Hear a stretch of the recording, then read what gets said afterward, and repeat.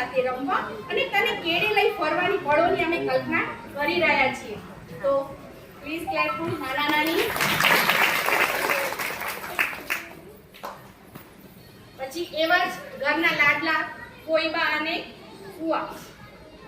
બેટા, આપણે ગણતરીના દિવસોમાં મળવા જઈ રહ્યા છીએ. તારું આ દુનિયામાં આવવું અમારા માટે સૌથી મોટી ખુશી છે.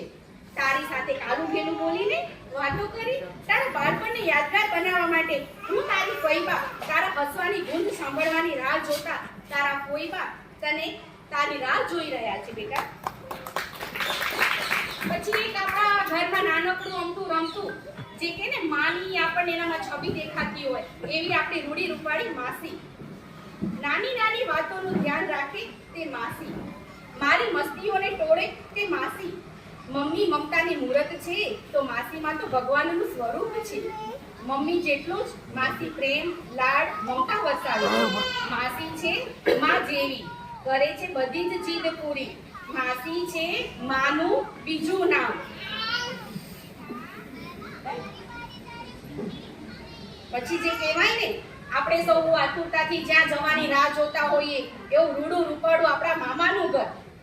તો આજે એવું કહે છે નાનું બચ્ચું આપણી સામે કે વેકેશનનું બીજું ઠેકાણું એટલે મારા મામાનું ઘર, એટલે મારા મામાનું ઘર.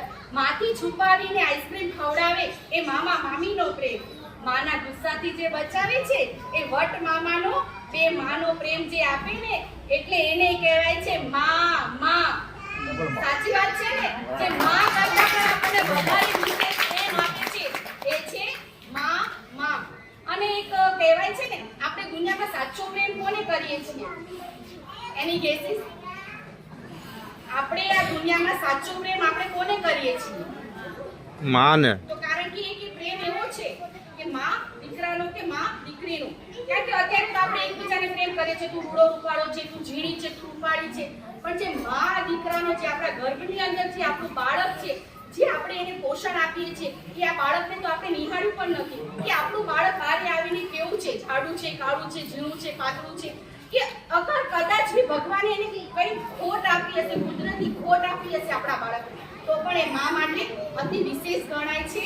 તો એવા ગર્ભવતી નારી શક્તિ જેમને મારા અહીંયાથી સત્સંગ ગણાય. જય લક્ષ્મી નારાયણ, જય મા ઉમિયામાં.